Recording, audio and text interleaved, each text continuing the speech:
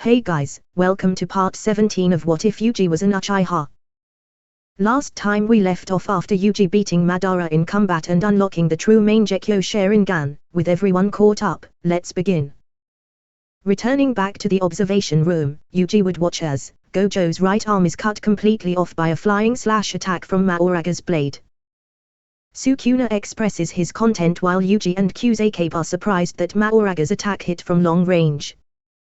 Shoko worries that Gojo won't be able to heal efficiently. The two Shikigami attack in unison as Sukuna emerges from his shadow and barrages Gojo as well. Maoraga knocks Gojo back and Sukuna capitalizes with a head kick that sends him reeling toward Agito. However, Gojo restores the infinity before he's hit by Agito and halts the enemy's momentum. He turns to face the Shikigami and tells Agito it can't keep pace with this fight. Gojo creates a sphere of blue around his remaining fist and punches it into Agito's gut. He uses blue at maximum output to collapse Agito into itself before sending the field of attraction at Sukuna. Maoraga moves Sukuna out of the way as blue tears through the city and destroys Agito. Gojo begins regenerating his arm as the fierce battle heads towards its climax. In another 41 seconds, Hollow Purple will once again carve its way through Meikyo Shinjuku. As a result of a second Black Flash, Gojo's reverse cursed technique output returns and he experiences a rush of exhilaration as his arm is restored. Meanwhile, Sukuna feels uneasy for the first time in 1,000 years as the advantage slips away from him. Gojo hits Maoraga away with another Black Flash and then engages Sukuna in hand-to-hand combat. He throws Sukuna into Maoraga and then begins an incantation. Every sorcerer produces a spark of cursed energy when they activate a cursed technique, with Gojo being no exception. Sukuna can tell by the chant and the spark of cursed energy that Gojo will unleash cursed technique reversal, red. He plans on using Maoraga to block the attack and adapt, but Gojo fires red in the air instead. Sukuna quickly realizes Gojo's strategy and orders Maoraga to stop him. The orb of cursed technique laps. Blue that destroyed Agito is still levitating in the air. Sukuna wants Maoraga to destroy blue, but Gojo uses the field of attraction to boost his speed and intercept the Shikigami. The attraction doesn't affect Maoraga because of its adaptation, which has backfired in this case. Gojo punches Maoraga away and Sukuna shoots an imitation piercing blood at red to force it to explode. Gojo hits Sukuna, but it's after he's already released shot piercing blood. Sukuna believes it's too late, but Gojo counters by quickly reciting the incantation for blue to boost its output. This increases blue's field of attraction, absorbing the stream of water away into it and away from red. While all three fighters in the sky, Gojo chants the incantation for hollow technique, purple, as his opponents can only look on. An imaginary mass rushes forth and decimates a large stretch of Shinjuku. Maoraga and its wheel are completely disintegrated as well. Sukuna narrowly survives the attack, but he's heavily injured, hardly able to stand, and missing his left hand. Gojo was hit by the explosion as well, but suffered far less damage, which he assumes is because it was his own cursed energy. This is the first time Gojo has gotten caught in his own attack and commends himself for the improvised remote activation of purple. With his newly enhanced True Eternal Mangekyo Sharingan, Yuji saw the world-cutting slash coming to bisect the strongest sorcerer of the modern era. Unable to close the gap in time, Yuji activated Izanagi, analyzing Gojo, remembering every detail about him, and then rebuilding his body next to him, without any injuries or cursed energy drain. Back on the battlefield, Gojo's original body was sliced in half, and the King of Curses tells Gojo that he was strong and he will remember him for as long as he lives. Suddenly, the body would disappear, like an illusion. However, Sukuna was sure that he killed Gojo, realizing Yuji must have used his Izanagi to rewrite reality.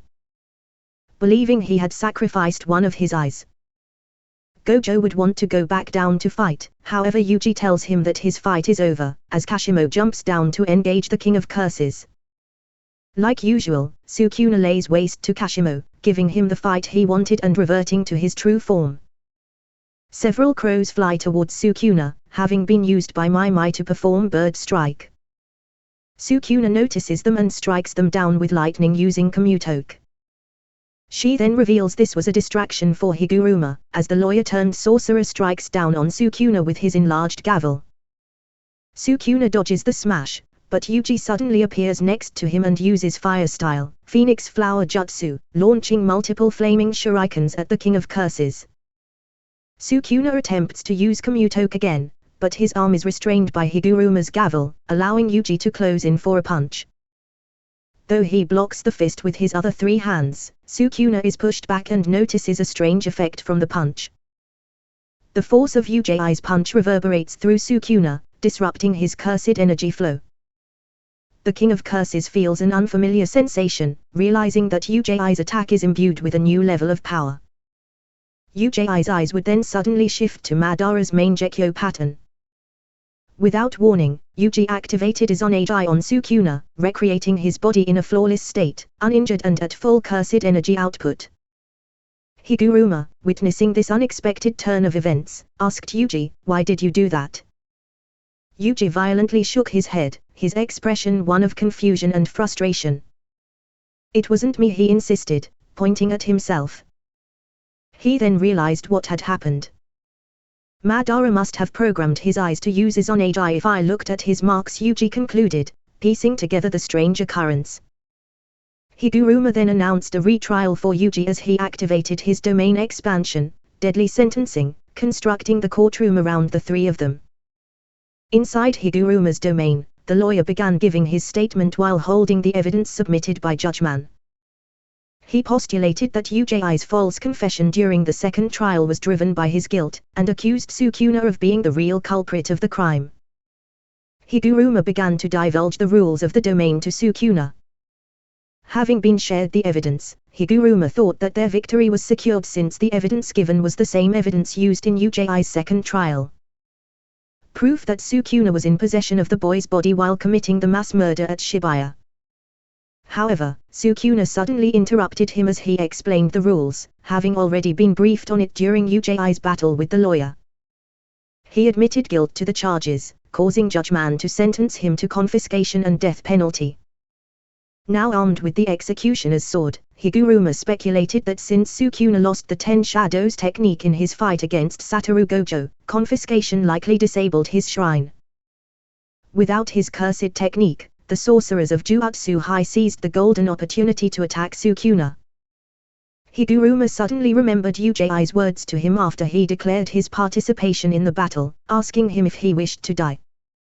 As Takuma Ino, Choso, and Atsuya Kusakabe appeared on the battlefield, Higuruma and Sukuna realized that the sorcerers no longer had a winning chance. A flurry of slashes lacerated the lawyer and Kusakabe.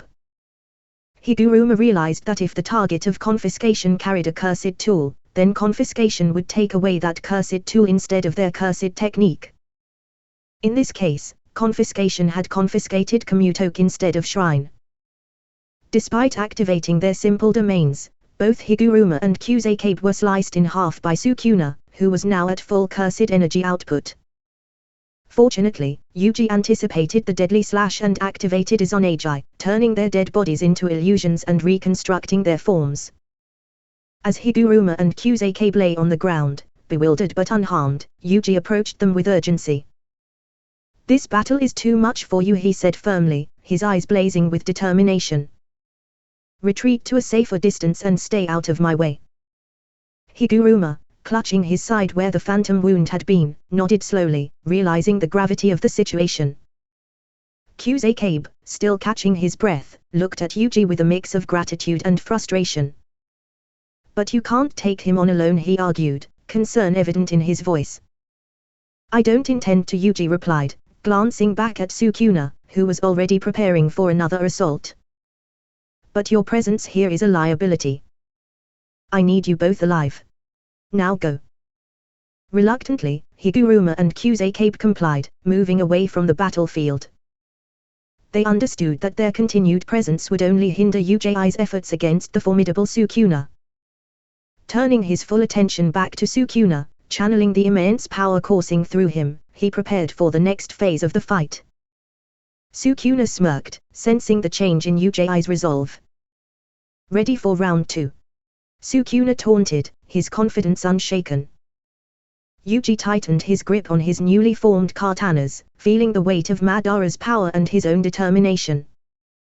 "This isn't over, Sukuna," he declared. "Not by a long shot." The battlefield was a scene of utter chaos as Yuji and Sukuna engaged in a fierce hand-to-hand combat. Sukuna, slightly stronger and faster, had the upper hand, but Uchiha's enhanced reaction speed and precision kept him in the fight. Their movements blurred as they exchanged blows, each impact sending shockwaves through the air. Sukuna, smirking with dark amusement, unleashed a cleave attack aimed at Uchiha's torso. Yuji narrowly dodged the deadly slash, feeling the air ripple from its sheer force. Countering with a Chidori, Uchiha's hand crackled with lightning as he thrust it toward Sukuna. Sukuna deflected the attack with a swift parry, but the lightning still scorched his arm. "You're quicker than I expected," Sukuna acknowledged, a hint of respect in his voice. Yuji didn't respond verbally, instead channeling his energy into a fire-style, Phoenix Flower Jutsu. Multiple flaming shurikens flew at Sukuna, who effortlessly dodged them, retaliating with a dismantle. The cursed energy slash aimed at Uchiha's head forced him to duck, narrowly avoiding decapitation. The fight continued with neither warrior willing to give an inch. Sukuna's raw power was evident in every punch and kick, but Uchiha's refined techniques and strategic precision allowed him to keep pace. Every time Sukuna attempted to overwhelm him with brute strength, Yuji responded with a calculated counter, exploiting the smallest openings with surgical accuracy. Sukuna launched another cleave, this time targeting Uchiha's legs. Yuji leaped into the air, evading the attack and twisting his body to deliver a spinning kick to Sukuna's temple. The blow connected, staggering the King of Curses for a moment. Seizing the opportunity, Yuji landed several rapid punches to Sukuna's midsection, each infused with cursed energy. Sukuna growled in frustration, his aura flaring as he pushed Yuji back with a powerful shove. "You're persistent, I'll give you that," he said, wiping blood from his lip. Uchiha's eyes gleamed with determination. "I won't let you win, Sukuna. Not today." With a sudden burst of speed, Sukuna closed the distance and swung his fist at Yuji. Yuji blocked the punch, but the force sent him skidding back. Sukuna followed up with a series of rapid strikes, each one faster and more powerful than the last. Yuji parried and dodged as best he could, his enhanced eyesight tracking Sukuna's movements with incredible precision. Seeing an opening, Yuji activated another Chidori and thrust it towards Sukuna's chest. Sukuna twisted to avoid a fatal hit but still took the brunt of the attack, the lightning searing his flesh. Enraged, Sukuna summoned a massive wave of cursed energy and released a devastating dismantle that tore through the ground, forcing Yuji to momentarily retreat. Breathing heavily, Yuji formed hand signs and unleashed another fire-style, Phoenix Flower Jutsu. The flaming projectiles swarmed Sukuna, who slashed through them with his bare hands, but the distraction allowed Yuji to close in once more. With his enhanced reaction speed, Yuji launched a flurry of precise strikes, each one targeting vital points on Sukuna's body. Sukuna blocked most of the attacks but couldn't dodge them all, taking hits to his ribs and shoulders. Frustration and respect mingled in Sukuna's eyes as he realized Yuji was a more formidable opponent than he had anticipated. "You've grown strong, but it won't be enough," Sukuna taunted, channeling his cursed energy for another powerful assault. With every blow exchanged, the air itself seemed to tremble, and the ground beneath them cracked and splintered under the pressure of their immense cursed energy. In a sudden burst of speed and precision, Yuji landed a perfectly timed black flash on Sukuna, the impact resonating with a powerful shockwave. The force of the strike sent Sukuna reeling, his expression briefly flickering with surprise. Seizing the moment, Yuji pressed his advantage, landing multiple consecutive black flashes, each one driving Sukuna further back and weakening his defenses. Drawing on the energy surging through him, Yuji felt his cursed energy vibrate at an even higher frequency. This newfound intensity allowed him to harness the power of black lightning. His body crackled with dark, electric energy, forming a black lightning cloak that enveloped him. The cloak significantly increased his speed and the piercing strength of his attacks, giving him a crucial edge in the battle. With his enhanced abilities, Yuji charged at Sukuna, striking with a ferocity that left after images in his wake. He moved like a bolt of lightning, his strikes piercing through Sukuna's defenses with unparalleled precision. The tables had turned, and Yuji was now gaining the upper hand. However, Sukuna was not easily defeated. Gritting his teeth, he summoned his own immense power and landed a devastating black flash on Yuji, the impact of which shook the ground and momentarily halted Uchiha's assault. Not stopping there, Sukuna began to use his fire arrow technique, launching blazing projectiles that seared through the air with deadly accuracy. Yuji, recognizing the danger, quickly activated his Susanoo ribcage for protection. The ethereal construct formed around him, its ribs shielding him from the fiery onslaught. But using the Susanoo came at a cost. While it provided formidable defense, it prevented Yuji from utilizing his black lightning cloak, thereby reducing his speed and mobility. Seeing this vulnerability, Sukuna relentlessly attacked with cleave and dismantle, each strike cracking and weakening Uchiha's Susanoo. The sheer force of Sukuna's attacks began to take its toll, and the Susanoo ribcage showed signs of breaking under the pressure. Summoning his ultimate technique, Sukuna performed a world-cutting slash, the attack slicing through both Yuji and his Susanoo with terrifying precision, much like what had happened to Gojo. For a brief, agonizing moment, it seemed as though Yuji had been defeated, his body bisected and his Susanoo shattered. But Yuji was not done yet. In a desperate, life-saving maneuver, he activated Izanagi, rewriting reality itself. The damage inflicted by Sukuna's world-cutting slash was undone, and Uchiha's body and cursed energy were restored. He stood before Sukuna once more, uninjured and ready to continue the fight. Sukuna's eyes narrowed, a mixture of frustration and grudging respect in his gaze. "You refuse to stay down," he muttered, his voice a low growl. "But this changes nothing. You will fall, just like all the others." Yuji, his resolve unwavering, tightened his grip on his katana, his eyes blazing with determination. "I won't let you win, Sukuna. This fight is far from over." Yuji, undeterred by the immense power of his opponent, reactivated his black lightning cloak. The crackling dark energy enveloped him once again, boosting his speed and strength to their peak. Wielding his katanas with masterful precision, Yuji launched a relentless assault on Sukuna. Each strike was executed with surgical accuracy, slicing off Sukuna's arms multiple times and stabbing him in vital organs. However, Sukuna's mastery of reverse cursed technique proved to be a formidable obstacle. Every time Yuji inflicted a seemingly fatal wound, Sukuna's body would heal almost instantaneously, rendering the damage ineffective. Realizing that conventional attacks would not suffice, Yuji decided to up the ante. Noticing that Sukuna's reverse cursed technique was too fast for the damage to stick, Yuji activated his domain expansion. The sky turned into a white void, and within this altered reality, Yuji held godlike control over everything. However, Sukuna also activated his own domain expansion, Malevolent Shrine. Since Malevolent Shrine is barrierless, it destroyed Uchiha's domain barrier from the outside, leaving them both within the confines of Sukuna's powerful domain. With his cursed technique burnt out from the failed domain clash, Yuji found himself unable to use any of his cursed abilities. He had to rely on his simple domain for protection, but even that was not enough. The relentless onslaught of cleave and dismantle attacks from Sukuna bypassed his defenses, cutting into his skin and causing grievous wounds. Despite the pain, Uchiha's reverse cursed technique worked tirelessly to heal his injuries, nearly as effective as Gojo's own healing abilities. However, the sure hit effect of Sukuna's domain continued to plague Yuji, leaving him vulnerable. Sukuna capitalized on this by engaging in a brutal taijutsu exchange. His attacks were swift and brutal, each blow aimed to distract and overwhelm Yuji, making it harder for him to heal in time. The King of Curses fought with a vicious intensity, his strikes precise and devastating. Yuji, despite the odds, fought back with every ounce of his strength and skill. He dodged and parried as best as he could, using his enhanced reaction speed and precision to keep up with Sukuna.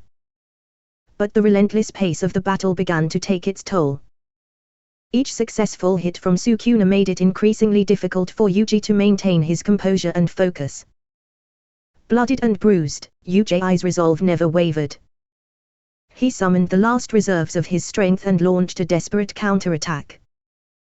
His movements were a blur, his katanas slicing through the air with deadly intent.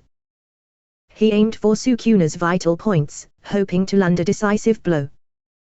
But Sukuna, with his overwhelming power and speed, continued to heal and counter, pushing Yuji to his absolute limits. Realizing he needed to turn the tide, Yuji focused his reversed cursed energy to heal his burnt-out brain, allowing him to finally use his cursed technique and activate Susanoo. However, the domain would collapse as 99 seconds had passed. Yuji would then slap Sukuna away with his Susanoo, creating some distance between them. Seizing the opportunity, Yuji attempted to exploit the short period where Sukuna's cursed technique was burnt out. However, Sukuna swiftly used his reverse cursed technique to heal his burnt-out brain, just in time to counter Yuji's attack. With a swift motion, Sukuna unleashed another world-cutting slash, aiming to slice Yuji's Susanoo in half. But Yuji's body instinctively dodged it, slipping out of the Susanoo just in time. As Sukuna's attack missed its mark, Yuji capitalized on the opening, landing another black flash uppercut on Sukuna's chin. The powerful blow sent Sukuna crashing through the air, his body hurtling towards the ground with tremendous force. Smirking, Sukuna activated his domain expansion once again, slashing through Yuji's flesh with the domain's sure hit effect. Knowing he couldn't win in a domain clash, Yuji activated his ultimate defense, his Susanoo. However, he quickly noticed cracks starting to appear in it, so he channeled more cursed energy into it, forming his armored half-body Susanoo, which could tank all the slashes. With his defense solidified, Yuji went on the offensive and slammed his Susanoo sword down towards Sukuna. However, Sukuna decreased the range of his domain expansion, thereby increasing its output and directing it at Yuji's sword, holding it back. Undeterred, Sukuna incorporated Fire Arrow into the domain, making the entire area explode in a blaze of fire. The force shattered the Susanoo and heavily burned Yuji. Despite the severe burns, Yuji used his reverse cursed technique to heal himself as the domain collapsed. As the smoke and fire cleared, Yuji stood tall and activated his own domain, preparing for the next phase of their intense battle. As Yuji's domain activated, the familiar void of Tsukuyomi enveloped the battlefield, turning the sky into a stark white void where Yuji had godlike control. Inside this altered reality, Yuji's wounds healed rapidly, his clothes mended, and his energy replenished. The environment shifted to his will, creating an array of weapons and traps aimed at Sukuna. Sukuna, sensing the shift in reality, quickly adapted, his eyes narrowing as he assessed his new surroundings. The King of Curses knew that within Yuji's domain, he was at a significant disadvantage. But Sukuna was no stranger to dire situations, he thrived in them. Yuji attacked first, materializing several katanas and shuriken from the void, sending them flying towards Sukuna with incredible speed. Sukuna deftly dodged and parried the attacks, using his agility to weave through the onslaught. Yuji appeared behind him, his hand crackling with black lightning, and aimed a chidori directly at Sukuna's heart. Reacting swiftly, Sukuna twisted his body, narrowly avoiding a fatal blow but still receiving a deep gash across his chest. Blood sprayed out, but Sukuna countered with a powerful cleave aimed at Yuji's midsection. Yuji blocked it with his Susanoo's arm, but the force of the blow sent him skidding backward. Summoning the power of his domain, Yuji manipulated the reality around Sukuna, causing the ground beneath him to erupt in spikes and chains to shoot out from the void, attempting to bind him. Sukuna evaded the initial spikes but was caught off guard by the chains, which wrapped tightly around his limbs. Seeing an opening, Yuji charged forward, his body enveloped in the black lightning cloak, and slashed at Sukuna with his katana. The blade connected, slicing through Sukuna's flesh. However, Sukuna's reverse cursed technique worked overtime, healing the wounds almost instantly. Due to temporarily losing all four of his arms, Sukuna's hollow wicker basket technique also ceased to exist, allowing the sure hit effect of Yuji's domain to land. This gave Yuji full control over Sukuna himself. However, a self-imposed binding vow that prevented Yuji from killing in exchange for increasing the strength, control, and range of his domain. Despite this, Yuji was determined to make Sukuna suffer. Yuji used his domain's power to chain Sukuna and plunge him into a pool of lava. The intense heat caused Sukuna's skin to blister and burn. Then, in an instant, Yuji turned the lava into ice so cold that it burned, causing Sukuna's skin to start peeling off from the severe frostbite. Despite the excruciating pain, Sukuna mockingly asked if that was the best Yuji could do, using his reverse cursed technique to heal the damage continuously. Not letting Sukuna's taunts deter him, Yuji intensified his efforts. He created thousands of clones of Sukuna, each one sharing the same pain as the real one. The clones were subjected to various attacks, amplifying Sukuna's agony to an unbearable level. They were all chained, burned, frozen, and subjected to endless torment, mirroring the real Sukuna's suffering. Yuji watched impassively, glancing at his wrist and stating, 71 hours and 59 minutes left. The look in his eyes showed his resolve to endure this grueling process for as long as it took. The sure hit effect of his domain ensured that every bit of pain inflicted was precise and unrelenting. Sukuna, despite his immense power and pride, was trapped in a nightmare of ceaseless torment. Each second felt like an eternity as the relentless pain continued.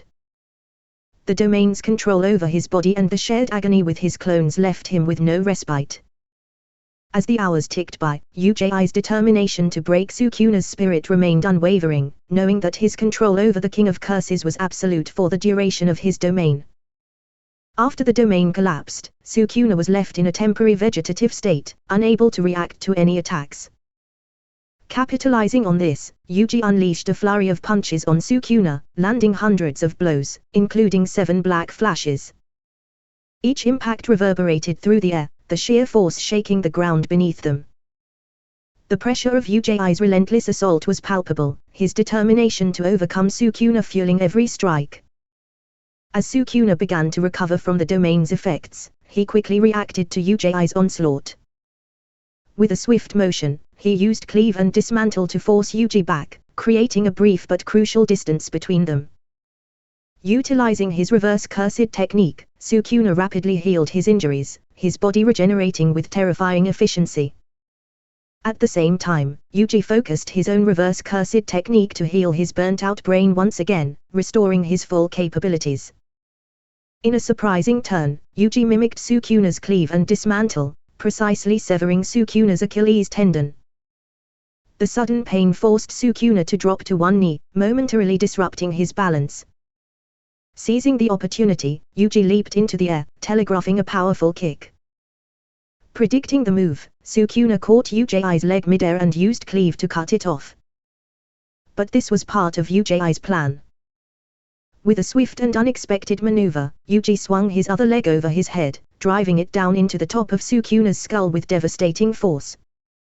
Simultaneously, he used his reverse cursed technique to regenerate his severed leg, the new limb forming almost instantly. The blow momentarily stunned Sukuna, his head snapping back from the impact. Not wasting a second, Yuji transitioned into using piercing blood, directing a highly pressurized stream of blood towards Sukuna. However, Sukuna's sharp reflexes allowed him to use cleave to split the pressurized blood, redirecting it around him in a defensive arc. The redirected blood splattered harmlessly onto the ground, the intense pressure dissipating in the air. Yuji activated his Black Lightning Cloak, deciding it was finally time to unleash his Mangekyo abilities. Slipping into the shadows, he prepared for his next move. Anticipating Yuji to strike from behind, Sukuna spun his body around, releasing a world-cutting slash. However, Yuji appeared in front of him instead, landing a powerful punch to Sukuna's chest, another black flash reverberating through the air. Sukuna spat out blood, using cleave to bisect Yuji, but Yuji activated his Onagi to undo the damage, his form reconstituting instantly. Determined, Yuji shot his shadow from his feet towards Sukuna, binding Sukuna's legs. Charging a Chidori, Yuji aimed for Sukuna's heart. In response, Sukuna used Dismantle to sever the shadow chains and blocked Yuji's Chidori with one hand, while using Cleave with the other three hands, turning Yuji into confetti. Yet again, Yuji used Izanagi to negate death, reforming himself. Yuji then summoned hundreds of shadow soldiers, ordering them to attack Sukuna. Though Sukuna easily dismembered them with Cleave and Dismantle, they served their purpose as a distraction. This bought Yuji time to perform the hand signs for Majestic Destroyer Flame, unleashing a massive flame capable of engulfing a city block. As Sukuna attempted to retreat, shadow chains erupted from his own shadows, anchoring him in place. With no time to cut the chains, Sukuna focused on the incoming flames, performing the necessary hand signs and chants for a world-cutting slash. He sliced the tsunami of fire in half, diverting it around him. Yuji smirked, lifting his hand to the sky and activating Kirin, redirecting a bolt of lightning to strike down at Sukuna. With no immediate way to defend himself, Sukuna was forced to activate his domain expansion once more, allowing him to slice even the lightning. Meanwhile, Yuji summoned his armored full-body Susanoo for protection, its massive form shimmering with defensive power. Within Malevolent Shrine, Sukuna's domain expansion created an oppressive atmosphere, the air thick with cursed energy. Each slash from Sukuna's technique cut through the space around him, a testament to his immense power. But Yuji's Susanoo stood firm, its armored form absorbing the relentless attacks. Yuji, fully aware of the stakes, launched into a flurry of attacks.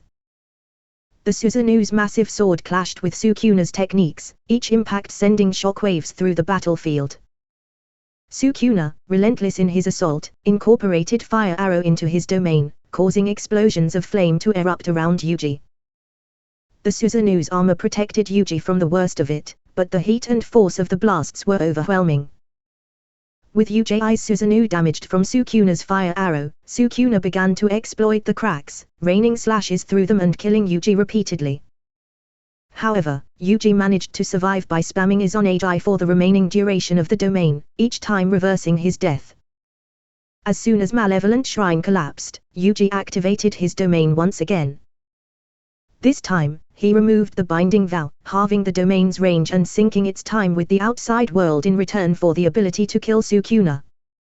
Sukuna attempted to use Hollow Wicker Basket, but shadow chains erupted from the ground, wrapping around his body and limiting his movements. Yuji entered his full-body perfect Susanoo, creating multiple thunderstorms and transforming the lightning into lightning dragons using Kirin. He declared to Sukuna that it was over, combining his Susanoo's Black Lightning Indra's arrow with the Fire Arrow he had ironically inherited from Sukuna. The arrow shot through the sky toward Sukuna, and Yuji directed the Kirin to destroy him. For the first time, Sukuna felt true fear. He regenerated his burnt-out brain and activated his own domain, destroying the barrier of Yuji's domain and slicing the Kirin's. However, Indra's arrow was unaffected and continued its trajectory. Realizing the impending danger, Sukuna used a Fire Arrow followed by a world-cutting slash, creating a massive explosion that engulfed the entire domain in flames and electricity. As the domain ended, the battlefield was left scorched and scarred. Sukuna was equally burnt and scarred, no longer recognizable. Both his legs and all four of his arms were incinerated, his internal organs melted, and his skeleton exposed. Despite his condition and uncontrollable muscle spasms, he was still alive and attempting to regenerate but couldn't due to his low cursed energy output, having expended most of it on the last attack. Elsewhere, Yuji got back up, mostly unharmed with only a few first-degree burns since his Susanoo absorbed most of the impact. He walked towards Sukuna, heavily breathing and with low cursed energy. Yuji told Sukuna that it was finally over. He then used a fireball jutsu to finish off the King of Curses, turning him to ashes. As Sukuna disintegrated, Yuji told him to never hope of reincarnating, since he would also reincarnate to kick his ass again if needed. Having used Izanagi on Megumi's soul before the final attack landed, Megumi materialized next to Yuji, in a coma but alive. With the battle over, the adrenaline rushing through Yuji's system crashed, making his eyes revert back to normal. His body gave out, and he collapsed unconscious on top of Megumi. 3 days later, Yuji woke up in a white room with a window to his right and a curtain to his left, splitting the room. The room smelled artificial, filled with antiseptics. Attempting to get up, Yuji realized he was barely able to move, and every muscle contraction caused unbearable pain. Comically, he yelled, asking if he had died again. This caught the attention of Shoko, who promptly called the others, Gojo, Yuta, Choso, Kekitsu, Iso, Tadu, Kyujiseki, Maki, the Tokyo second years, and the rest of the Kyoto school. They all congratulated Yuji for his victory against Sukuna. Maki punched Yuji in the chest, calling him an idiot and threatening to kill him if he ever did something so stupid alone again. Then, she hugged him tightly, thanking him for protecting her and everyone else, and kissed him on the forehead, making his head as red as a tomato. Exhausted, Yuji fell back to sleep. Panda joked, "I think you killed him," but quickly retreated when Maki glared at him. After one more week, Yuji finally recovered enough to use his reverse cursed technique to heal his body. Remembering he had used his Onagi on Megumi, Yuji asked what had happened to him and if he had woken up yet. Gojo pulled back the curtain, revealing a comatose Megumi. He explained that despite being physically healthy, Megumi refused to wake up and constantly cried in his sleep. Activating his Sharingan, Yuji put Megumi under a genjutsu, showing him their happy moments together and some of Megumi's happiest memories. Despite this, Megumi remained mostly unresponsive, still curled in a fetal position. Yuji then shifted the genjutsu to show Megumi images of his sister, Tsumaiki. He told Megumi that before Yorozu had escaped, he had programmed his eye to use his Onagi to save Tsumaiki in case she died, planning to sacrifice one of his eyes, knowing how important she was to him. Noticing Megumi was listening, Yuji told him that all he had to do was bring Tsumaiki's body to him, and upon seeing her, her death would be nothing more than an illusion. After deactivating the genjutsu, Megumi suddenly woke up and ran out of the building as if his life depended on it. Gojo asked where he was going in such a rush, but Yuji shrugged his shoulders, saying, "Beats me." A few hours later, Megumi returned with Tsumaiki's body in his arms, placing her on the bed he had spent the last week and a half in. Yuji, seeing the deep sorrow and determination in Megumi's eyes, activated his Sharingan. As he focused on Tsumaiki, the pre-transcribed Izonagi activated. Her lifeless body faded away, and Tsumaiki appeared beside Megumi, alive and well. Without wasting a second, Megumi hugged Tsumaiki tightly, tears streaming down his face. "I'm so sorry for being so stupid when we were younger," he sobbed. Tsumaiki, holding him just as tightly, whispered, "I'm just happy that you're alive." Yuji watched the heartfelt reunion with a smile, then remarked, "Tsumaiki is probably a sorcerer now and should have the same amount of cursed energy as Yorozu, as well as her cursed technique." Creation. Before they could test Yuji's hypothesis, Gojo burst into the room, his usual playful grin on his face. "Are you guys coming or not?" he asked, dragging the three of them along. They were taken to a lively party where everyone from Jutsu High had gathered to celebrate. The atmosphere was filled with laughter and cheer as they celebrated preventing the merger, killing the King of Curses, and the birth of the new strongest sorcerer, Yuji Itadori. Maki, Kyujiseki, Panda, Tadu, and the rest of their friends congratulated Yuji, lifting their drinks in a toast. Even Gojo, usually so composed, joined in the festivities with boundless energy. Yuji, looking around at his friends and comrades, felt a sense of fulfillment and peace. The journey had been long and arduous, but standing there, surrounded by the people he cared about, he knew it had all been worth it. Gojo clinked his glass against Yuji's, his eyes twinkling with pride. "To Yuji Itadori, the new strongest sorcerer," he declared.